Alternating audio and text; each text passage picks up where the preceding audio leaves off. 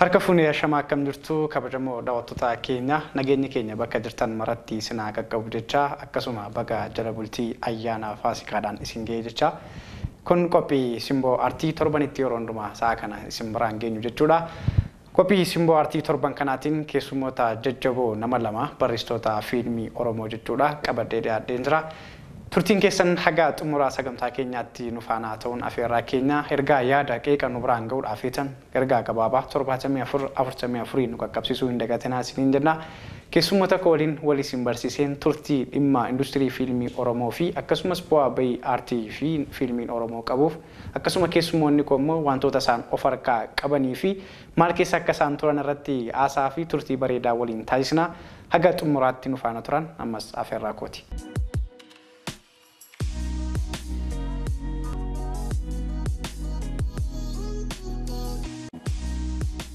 Yeejis Oliyaad waamicha keenya kabajuudhaan as istiidiyootti argamuun keessummaa nu ta'uudhaaf asitti kan sababa argamtaniif maqaa daawwattoota FIBtiin hedduun isin galateeffadha.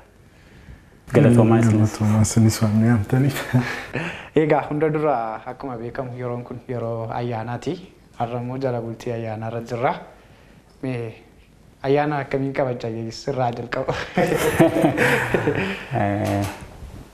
Galatoomaa jechuun barbaada. As bakka kanatti yeroo bareedaa haala bareedaa kana keessatti nu waamuu keessaniif yeroo nuuf kennuu keessaniif ulfaadhaa jechuun barbaada.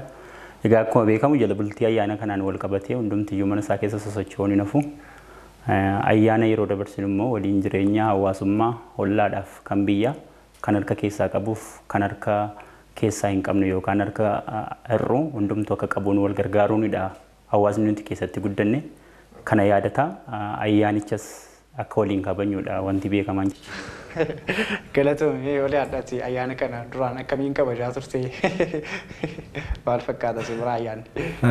Ani akka dhuunfaatti ayyaana kana baay'ee ulfeessu. Waan addaa ta'e natti mul'atu ayyaana jedhee namni yeroo dhiphatu yeroo tokko na kolfisiisa. Akka dhuunfaatti karaa biraan immoo dura yeroo iskuulii fa'aa barannu tiyaatira maal akkas tiimii akkasii qabna turre waan akkasii yeroo ayyaanni dhufu ganda irra deemaa fa'aa waan tokko walitti qabaa uffatas walitti qabaa qarshiis qallee fa'aa sagantaa qopheessinee ijoollee daandiirra jiraatan fa'aa wajjin dabarsaa turre. Isa yaadadha malee anamma akka dhuunfaatti ayyaanni dhufee akkas dhufee. Amada addaa qabna jechuudha. Nuun amma akka keenyatti ayyaanni kun yoom gaa'anneeti kan dhiyaataa jirru. Keessumaa sooma ji'a lamaa booda warra soomaa turaniif immoo ayyaana guddaadha. Egaa gamanumaan baga geessan baga geenye jechuun barbaada. Baga wajjin geenye. Egaa akkuma beekamu isin barreessitoota fiilmiiti. Yeeyisis kanaan kitaaba isinii barreessa. Akkasuma dubbisaadhas. Fiilmiiwwan Oliyaadis fiilmii gara 3 kan kanaan dura jirtu gara fuulduraattis adeemaadha kan jirtu jedheen abdadha. Yeeyisis akkasuma hojii gaggaariidha kan qabdani. Mee industiriin fiilmii kan biyya keenyaatiif kan biyya addunyaa yookaan kan namoota biroo yoo kan akka sabaatti yaannu ta'e aadaan nuun industirii fiilmii biyya kanaatti qabnu maal fakkaata Yeejis? Hayyee galatoomi akkuma beekamu dhimma fiilmii afaan Oromoo wajjin wal qabate gara industiriitti osoo hin qaxxaamuriin fuula dura bartee kaleessa dheengaddaa hawaasni qabuuf uummanni keenya achi as dhufa qabu kaasuun baay'ee murteessaadha. Akka fiilmii afaan Oromootti sochiin jiru gaarii ta'uu mala yeroo muraasa asitti garuu gara industiriitti qaxxaamuruudhaaf garuu haal dureen jiran baay'een jiraachuu malu. Fakkeenyaaf gama mootummaadhaan wantoonni jajjabeeffamuu qabu. Sadarkaa hawaasaatti wantoonni jajjabeeffamuu qaban. Sadarkaa barreessitoota fiilmii kanaatti tokkummaadhaan wal ta'uudhaan barreessuudhaan yaada wal jijjiiruudhaan hangafa kan irra jiru yaada bilchaataa dhiyeessuudhaan yaada wal tumsu waliif kennuudhaan deemuun waan bu'aa qabudha.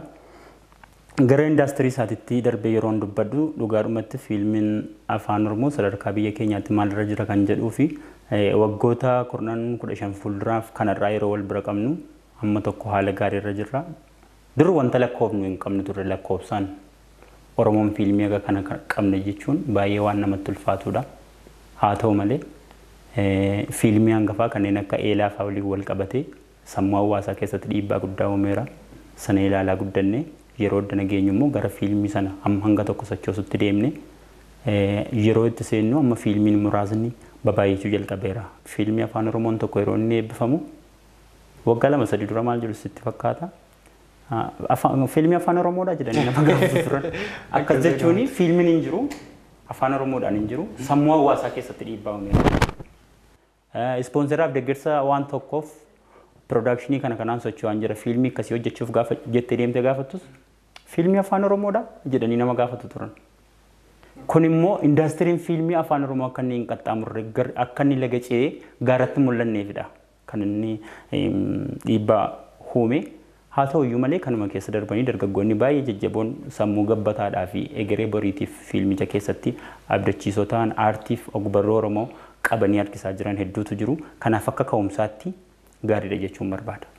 Hedduu galatoomii yaada bal'aadha kan kaasee karaa Holiyaadhitti achi jira. Holiyaadhaatti akkuma beekamu eelaa raawwii akkasumas immoo fiilmii hadhaa dura booddeedhaan fiilmiin keessa sadaffaadha kanatti. Gatii harkaa fiilmii arfaffaadha kanatti seenaa fiilmii Oromoo keessatti qabdu.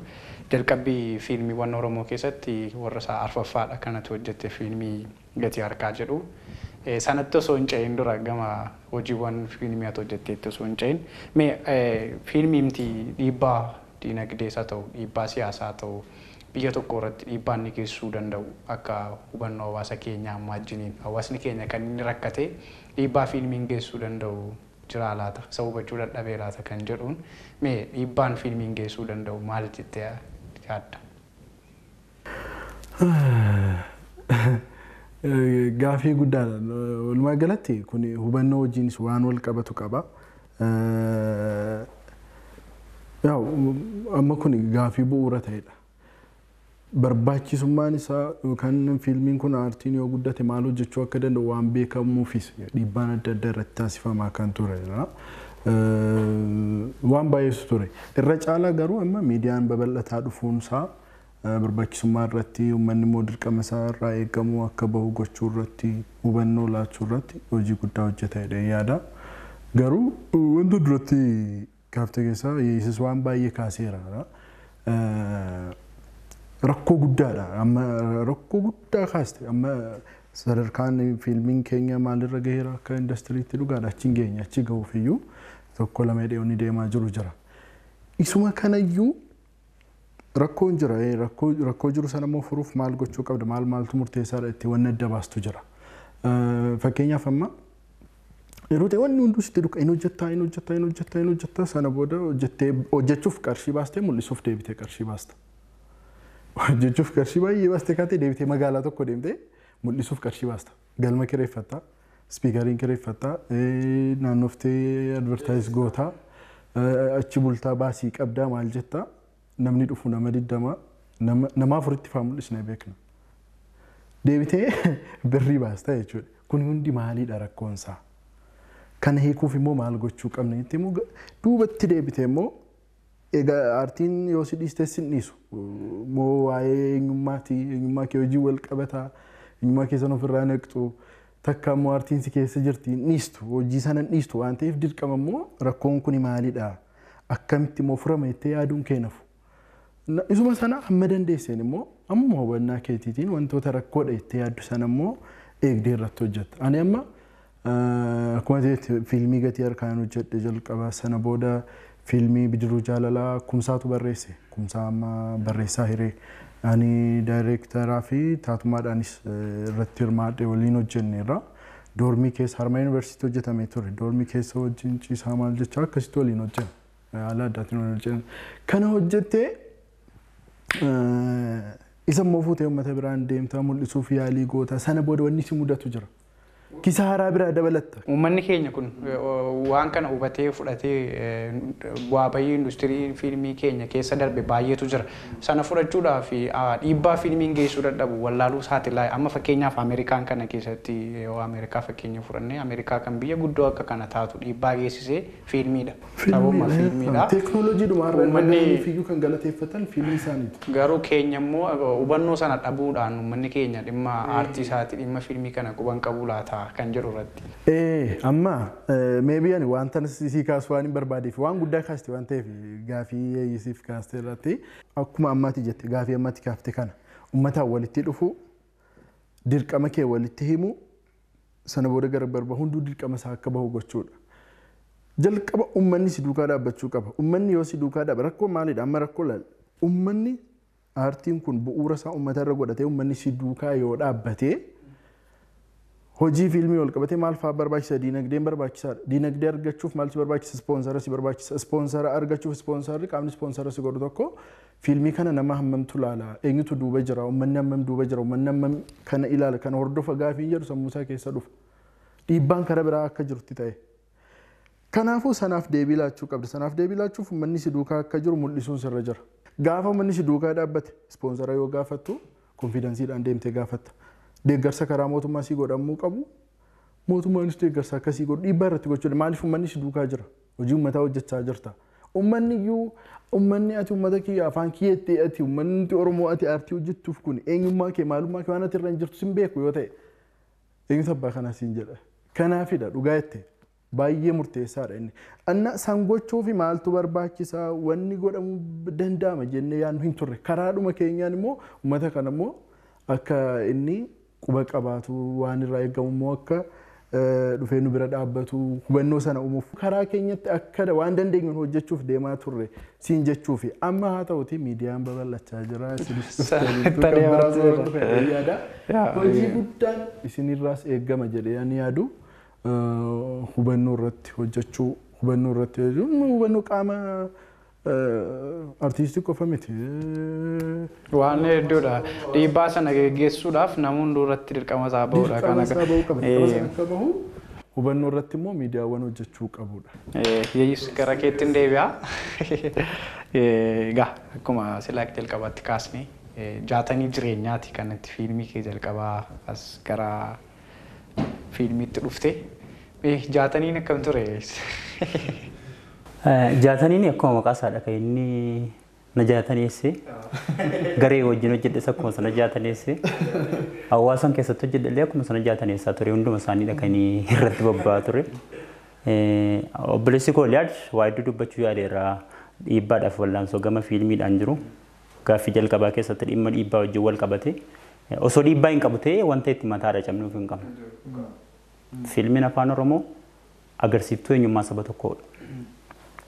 Eenyummaa sana keessatti immoo dargaggeessaaf dargaggeettiin Oromoo keessatti of ilaala. Qeerroof qarreen Oromoo achi keessattidha kan isheen of ilaaltu. Maanguddoon bara raagee yookaan ture achi keessattidha. Dargaggummaa isaa dugda duuba deebi'ee kan inni ilaalu. Waliin jiruuf jireenya hawaasa Oromoo fiilmii afaan Oromoo keessatti mul'achuu danda'a. Siyaasni Oromoo, diinagdeen Oromoo achi keessattidha kan inni argamuu danda'u. Kun immoo caba hedduu qabaachuu danda'a. Oromoon akka sabaatti gama qabeenyaadhaan, gama diinagdeedhaan, gama waliin jireenyaatiin, gama siyaasaatiin seenaasaa aadaas akkuma qabu irranas qaawwas qabachuu danda'a. Qaawwi kun immoo bulee dagatamaa dhufee akka jireenya sirriitti yeroo inni itti fudhatamaa turetu jiraachuu danda'a. Kana yaadachiisuudhaaf aartii yoo keessumatti fiilmiin afaan Oromoo dhiibbaa guddaa geessisuu danda'a. Keessatti amma otoo achitti hin deebiin fakkeenyaaf amma waa'ee Ameerikaa yeroo fiilmii yaadu Ameerikaadhuma natti mul'ata.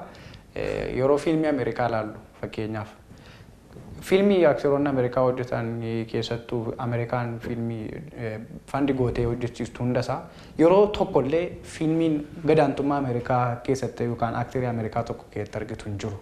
Yeroo hundumaatti lolaa isaa ta'uu waan jiru keessatti Ameerikaan olaantummaa ishee fiilmii isheetiidhaan beeksisa. Ishee agarsiisa sababa ta'e.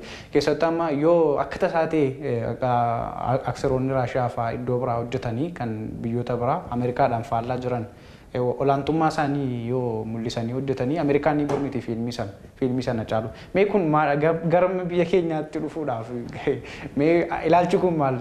Sirriidhumadha ta'uu qaba. Maaliif sabni tokko Muhammad ofiin hin jedhu. Saba amilee qabu yoo ta'e, saba egeree qabu yoo ta'e, innumti Muhammad iyyuu Muhammad ofiin hin jedhu. Inni hin injifanne iyyuu injifadheera jedhee isa injifataa waakkata. Sabi Oromoo immoo saba dhugaa qabudha. Kana walii waakkannu. Kana qabaachuu keessatti gootummaa isaa agarsiisuu qaba Oromoon. Amma fiilmii afaan Oromoo tokko fakkeenya yeroon siif fudhadhu kana jechuudha yoon baadde haala barreeffamicha keessatti yeroo baay'ee haati Oromiyaa bakka buuti. barreeffama ogbarruu aartii Oromoo hedduu keessatti ati Oromiyaa bakka buuti miidhamuu ishee cabuu ishee bo'uu ishee akkaataa isheen itti dhala ishee guddifatte ibsanii xumurratti haadha ajjeesu. Haadhatu du'a yeroo achi. Haadhatu du'a. Akkas jechuun Oromiyaan duuteetti. Oromiyaan hin duute garee jedhu ergaa of keessaa qaba.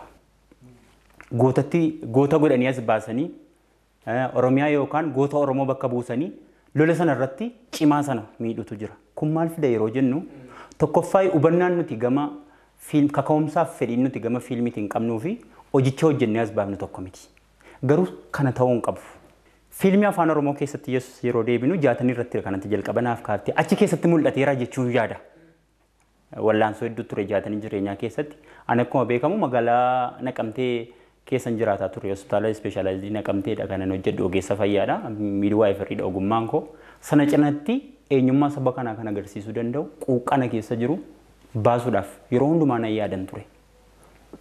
Haa ta'u malee deeggarsa qaamolee garaa garaatiin yeroo itti seennu haalota baay'ee ulfaataa haala siyaasa ulfaataa naannoo sanaa irratti itti seenne 60 baay'ee nu jaataneesse garuu achi keessa kan jiru Oromoo kan agarsiisuu danda'u amma tokko 60 eenyummaa Oromoo agarsiisa osoo hin taane dhugaan Oromoo haqaaqamee achi keessatti akka mul'atu yeroo tokko somni yeroo baay'atu dhugaa fakkaatti jedhu 60 keessaa achi keessas kanumatu jiru.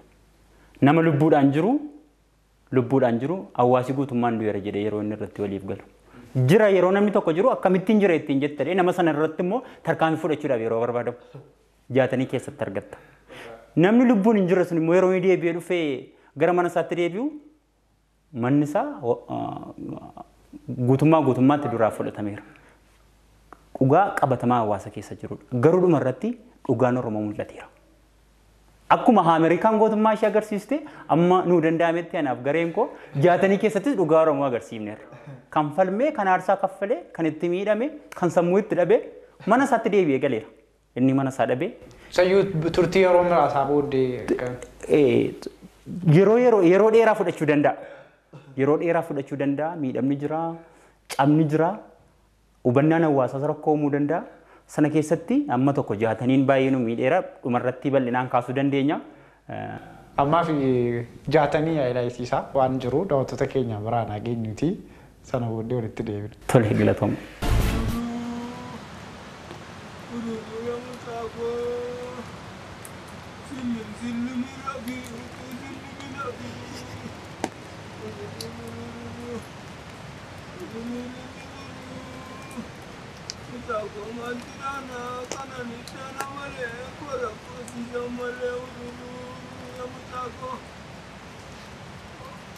Amartio. Ya Shimbira.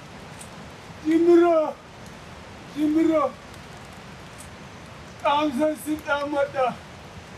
Kamsa na buri demi Shimbira. Akaitu. Orra gadali bambeta. Sarinyatu nagate. Itti kallona qabde. Itti kalloo mirgirsaa leenci jalaa hibinsaa jedhe gadaan jedhiitti naa himi.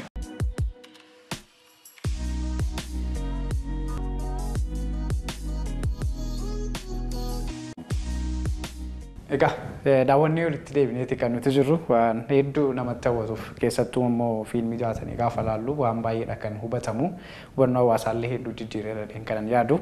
Egaa mee waliin gara keettan deebi'a.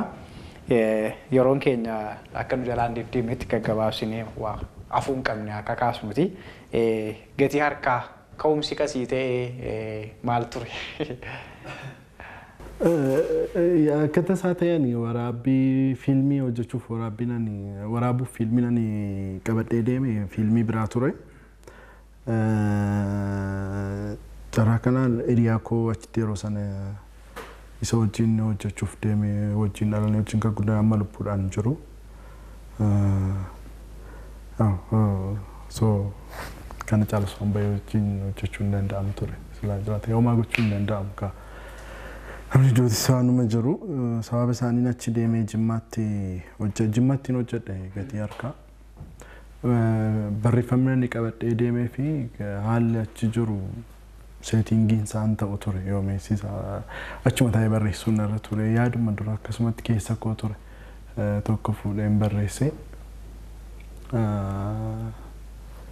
guyyaa 15 yaada ani yeroon barreessu callisee min barreessa yeroon barreessu yaadisaa duraan fakkeenyaaf amma wanta ka'umsa naa ta'u tokko yoon qabadde rafeen fiilmii kan ta'u yaadni sun erga raftee fiilmii goote kaata kun immoo kennaa addaati ani hirriba keessa ta'een fixa fiilmii sana booda yoon ka'u waan hin barreessu waan na rakkisuun qabu summa galgala argaa bulte mul'ata sana barreessitu arras bariisaa barreessees guyyaa 10ttis 15 boodas barreessees garaagarummaa hin qabu yaanni isaa jechuudha maybe haalli itti ibsu garaagarummaa qabaachuu danda'a malee guyyaa 15tti barreessa achi deeme sana booda achumatti kaasti godhe ijoollees achuma hunda isaanii achuma taatota hunda isaanii achumaan kaasti godhe jimmumatti sana booda nan deebi'ee kaameeraa fi kaameraamaanii fudhadhe hin deeme sana booda akkasitti achumatti waraabbiin isaas amma fiilmii hojii fiilmiitiin wal qabatee wantoota fiilmiin barbaachisu waan baay'ee ilaalte kaatee immoo haalli fiilmii sun itti barraa'e fi haalli fiilmii sun itti hojjetame yoo ilaalte yeroo ta'an iyyuu na dhibee jiru akkamitti hojjedhe gadisiiraa yees argeera fiilmicha yeroo sana yuunivarsiitii argeera waan isin dhibaane fiilmii gatii harkaa guyyaa 5 waraabe guutummaa masaayu guutummaa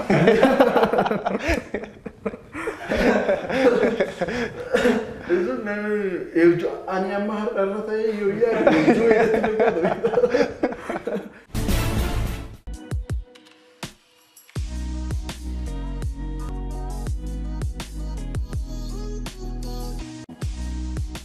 akka fiilmii Oromootti eelaa akkasumas immoo raawwii fi fiilmiin adda qabatee arfaffaarra ture fiilmii suni arfaffaa isadha gaa fiilmii hedduun ergasiiti diraamaa bifa fakkaatuun hojjetameeti egaa erga gatii harkaa hojjette immoo deebisteeti fiilmii OBS irrattidha dambaliin darbaa kan inni ture fiilmii siiriyeesii jabaa ture mee addaan cituun fiilmii sanaa sababa ta'e kan yaaddu maali keessattuu fiilmii jabaa ture hawwii guddaadhaan torbeedhaan kan darbu ture keessattuu amalli baratamaan fiilmii siiriyeesii akkasii kan xumura argate hin turre addumaan kutte amalli fiilmii jalqabanii addaan kutuun kun immoo maal rakkinni jirume kuni beekamaadha yeroo sana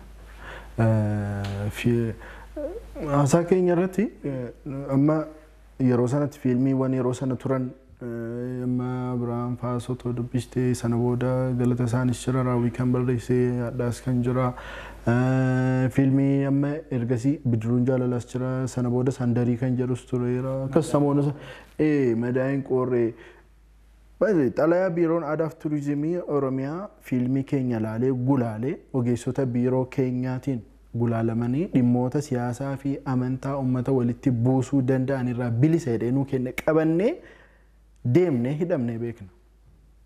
Kuni maaliidha jettee yoo yaadde aartichi akka guddatu barbaadamu ture. Aartii yoo guddate aartiin maal hojjeta humna akkamii qaba dhugaadha aartiin humna qaba dhugaa baasuuf dhugaa jiru baasuu qofa miti. Dhugaa jiru baasuu waan biraati dhugaa isa yuudhisi. Oromoon immoo rakkoo keessa jira yoo ta'e rakkoo sana keessa bahuudhaaf kallattii kaa'uudhaaf mul'isuudhaaf barsiisuudhaaf aartiin humna guddaa qaba. Kanaafuu uummata tokko cunqursitee gadi qabdee qabeenya uumamaa saayinsii isatti fayyadamaa jirta yoo ta'e faayidaan sun akkasirraa nafni barbaadda yoo ta'e uummanni sun akka hin dammaqne akka hin kakaane gochuu qabda. Kana gochuuf immoo aartii isaa sana gadi ajjeesuu qabda. Aartii keessatti amma sirbiis waan baay'een jira. Xiqqoo fiilmii fi diraamaa kana maaltu ulfaataa taasise yoo jette nama baay'eetu irratti hirmaata. Hojiin isaas baay'eedha. Amma waan yeroo tokkotti waraabdee fixxu miti.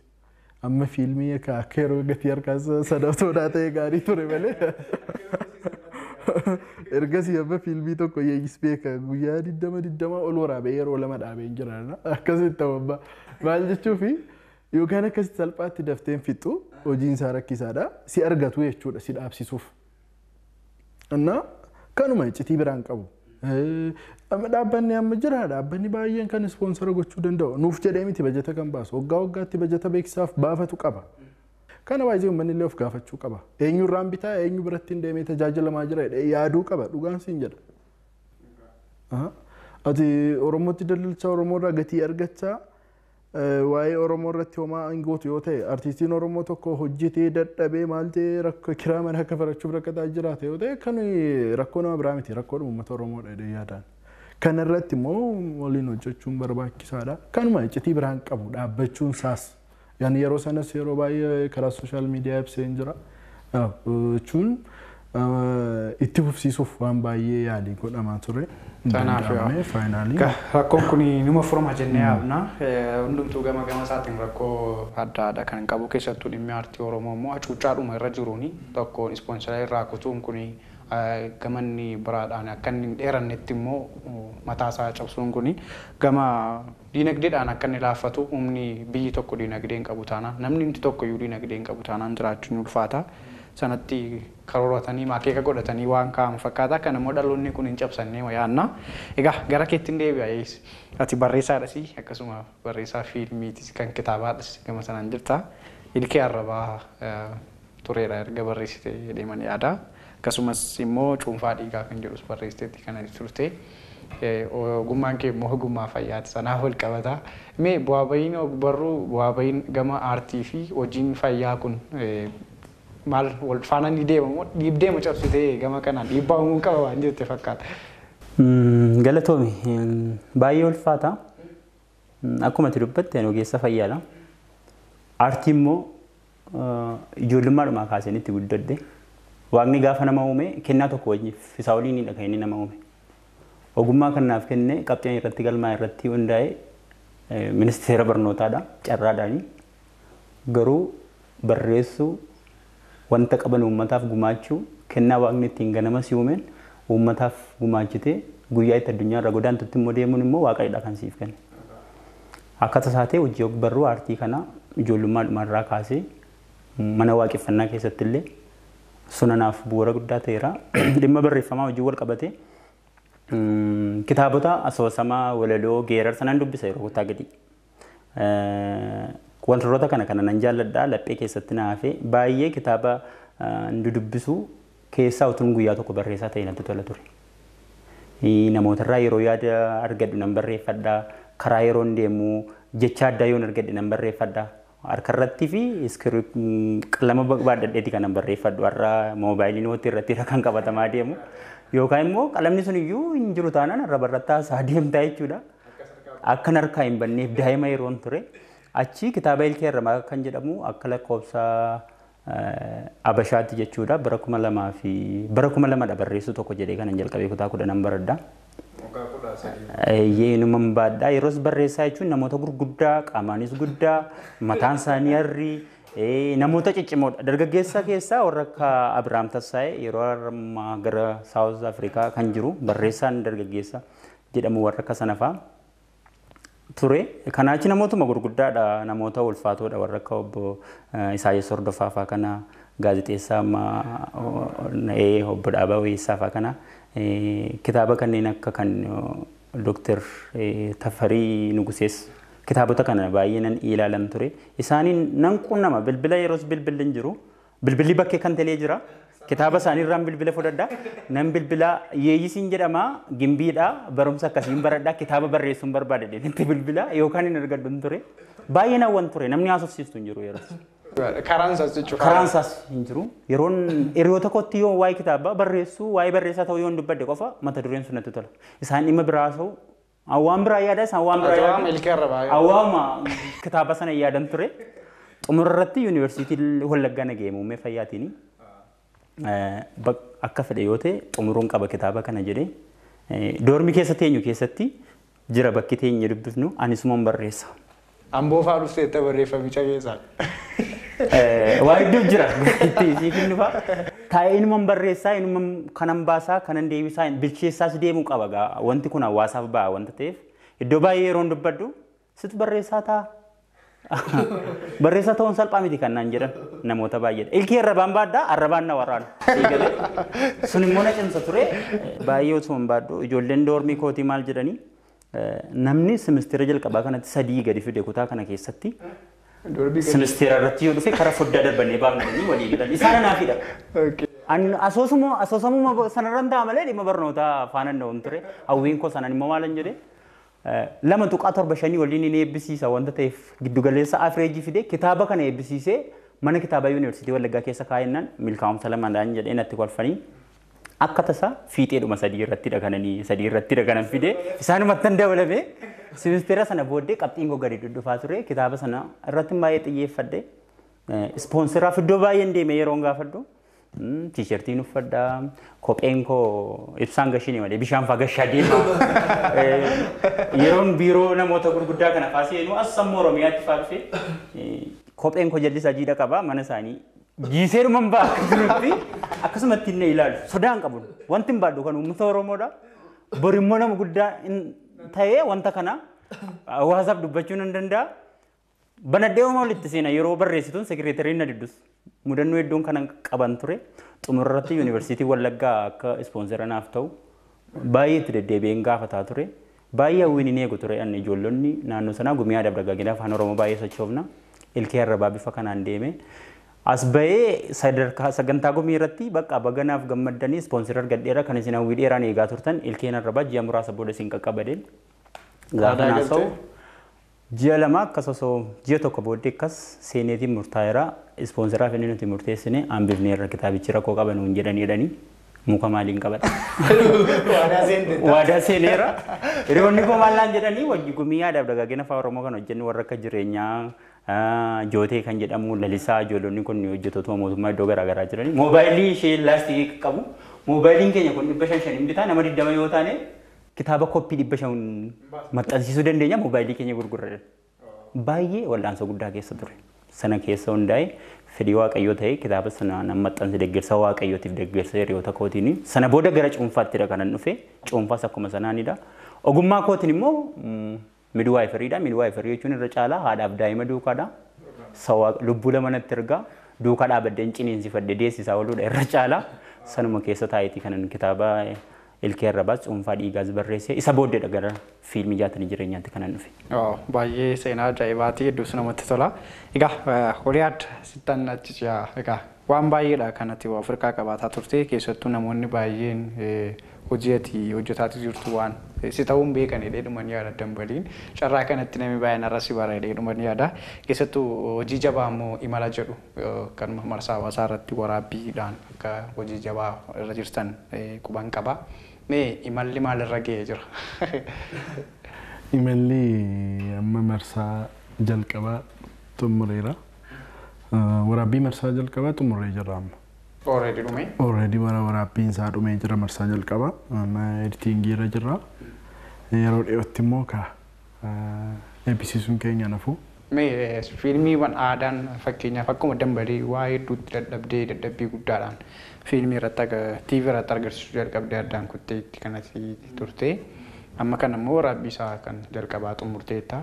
Sanas garuma TVdhaan agarsiisuutti kan deemamu jedhee waan abdallaa siireesii isaa ta'ee fi bu'aa bahiin dabalataa kan dambalii irratti si mudatan sun yoo ammas dabalamee kan dhufu ta'ee fiilmii wanti dadhabdee yeroo baay'eedhaaf kutaa ammasiidhaan hojjette kun. Mee kutaa meeqarra geesseetta garuu dhiifama gidduutti? Amma imalamoo? Imalli amma kutaa 20 waraabaa. Kutaa 20 dhume. Amma kanatti dadhabdee rakkoowwan sun yoo mudatan fallee ati nan kaa jetti yaaddu maaltu jira yookaan dhaamsee ati midhaamuu barbaadus yoo jiraate. Namni tokko amma ofii danda'u godha. Ani yeroo kamuu waan tokkotti kan hin gaabbu kan aarsuu kan na miidhus dadhabina koon waan hin gochuu qabu osoo hin godhin hafuu kiyyaan wanni ta'e yoo bade yoo karaatti hafe sun na dhukkubsa sun. Garuu ati waan dandeessu hin goota isa kaan immoo maaliif wanti hundi hojjechuurraa barreessuurraa waraabamee edit godhamee dhumee miidiyaa bira ga'uurraa amma dhumaatti deemsisuun anuma qofa miti kan ilaallatu waan ta'eef ati dirqama kee baata isa kaan immoo hunduu gahee isaa bahuu qaba. Waa'een ispoonsaraa jira, uummanni karaa isaa wanni gochuu danda'u jiraachuu danda'a, mootummaan karaa isaa wanni godhu jiraachuu danda'a. Haa ta'uti immoo anis akka nama tokkootis isa kaleessaa irraa waan hin barachaa dhufu jira. kanaaf dursitee waan irratti hojjechuu qabdu maalidha itti waan adda baafattee itti karoorfattee itti deemtu jira. Actually ani hojii tokko hojjechuu duwwaan gara successii keetti akka geessu sin godhu. Hojiin hojjette sun bakka ati yaaddu san galma keessan akka gahu hojii mataa of danda'e irratti hojjechuu qabda jedhee yaada. Kanaaf isaa wal qabatee wantoonni hojjetamuuf yaadaman jiru. Eebbaanis wal qabsiisee eebba booda sana booda jechuun waaluma itti fufiinsa isaa sana akka addaan hin cinne gochuudhaaf itti yaadame wantoonni itti deemaa jiru jira. Namoonni baay'een na duukaa jiru. Taatota diraamaa kanarra jiran dabalatee kara yaadaanis maalis kara baay'eedhaan namoonni na duukaa jiran jiru. Isaa wajjin waan baay'ee mari'annee waan itti deemaa jiru jira. Hundaaf iyyuu walumaa galatti hojii aartii hojjettu amma eegisa akka duratti sana uummataa fi biyya kee giddu galeessa godhatte aartiin maalidha faayidaan isaa uummataaf bu'aan buusuu qabu maalidha biyyaaf kanarra dhaabbattee hojjettee hunduu akka dirqamatti fudhatee wanni si duukaa dhaabbattu ni jiraata. Amma kana yoo jennee waan baay'eedha kan kaasne turtii bareedduudha waan aartii Oromoo irratti waan industirii fiilmii Oromoo irratti waan muraasa kaasuu yaalleeti jirra. Gama kootiin yeroo kee dhumaa jiraadhaan jechaa jiraadhaan seerri koo wantootaan kaasuu qabu muraasa isaa kana yoon jedhee hafee kan jettu kana kun nafuun qabu kan jettu carraa daqiiqaa lamaan siniif laadhaa yeeyis kun hafee jira kanarratti waan kun dubbatamuu qaba kan jettu carraa siif hin kenna. Dhimmi nuti dubbataa jiru kun kan nama tokko miti. Sabni kamiyyuu carraa qabutti fayyadamee of beeksisaa jira. Of beeksisuu qofa osoo hin taane dhugaa isaa ittiin agarsiifataa jira. Aartii Oromoo yeroo kaafnu kan barreessaa qofa miti kan taatota achi keessatti aarsaa kaffalanii miti. Kanaaf hawaasni hundumtiyyuu carraa qabuuf yeroo qabutti kanneen barreessanis kanneen hojjetan biras dhaabachuu qabu. Fakkeenya gabaabaa yoon siif fudhadhe sooressi beekamaan kan ture Biilgeet Ameerikaatti guyyaa tokko maal jedhanii afgaaffii godhuu fi yooti guutummaatti iyyoomte doolaarri 100 qofti siyaaf maal gootattiin jennaan doolaara 10,000 bifadhe 90,000 hojii beeksisaa hojjedhe Biilgeet hin iyyoome jedhe. Hawaasni keenya abbootiin qabeenyaa keenya kana beekachuu qabu. Yeroo aartii tokkoof ispoonsera godhan ogbarruu tokko fiilmii tokko yeroo ispoonsera godhan oomisha isaaniidha kan beeksifamu. Yeroo gara istiidiyoo kana FIB dhufanii FIB ispoonsera godhanii oomisha isaaniidha kan karaa foddaa televezyiyoona FIB kan darbu. Istiidiyoon kun jiraachuun immoo aartii Oromoodhaaf ogbarruu Oromoodhaaf eenyummaa saba keenyaa kan agarsiisuu danda'utu jira.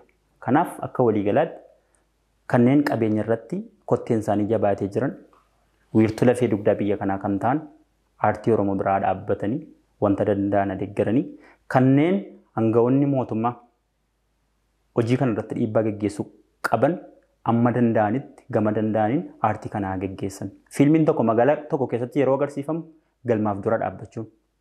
Kitaabni tokko yeroo eebbifamu dura dhaabbachuurra yoo wal qabanne malee eenyummaan saba kanaa akka amma deemu kanatti waggaa 100 yookaan 200 booddeeyyuu addunyaatti mul'isuu dhiisuu danda'a. Isaarran baay'ina miidiyaatiin dubbannu osoo hin taane. Kanaaf gara xumuraatti wanta jechuu barbaadu hundumti wanta danda'u wal cina yoo dhaabate milkaa'uu dandeenya.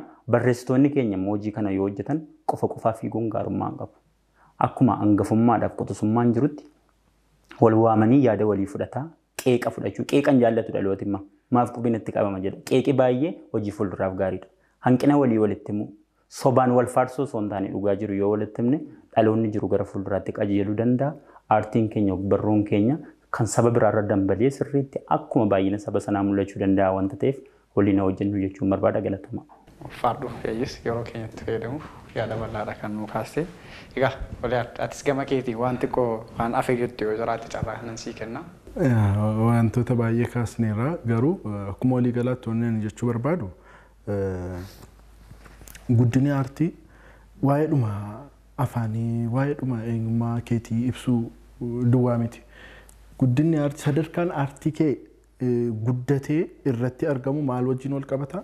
Aartii waan hunda kee waa'ee biyyaas haa ta'u waa'ee sabaas waan hunda sadarkaa siyaasaan olaantummaa inni qabu dinagdeedhaan isaa ta'u karaa hawaasummaa wantoota jiran hundaan olaantummaa akka biyyaatti isaa ta'u akka sabaatti sadarkaatti irra jirtu mul'isa. Waanuma xiqqoo beeku yeroo tokko akkamitti akka yaadamu kana hubannoo sirriitti irratti hojjetamuu qabaata jedhee yaada. Maalummaadhuma aartii irratti iyyuu hubannoon jiru baay'ee gadi bu'aadha. Duratti baay'ee waan fakkeenya guddaa kaasteerta waa'ee fiilmiiwwan Ameerikaa waa'ee Holiwud saniin wal qabate.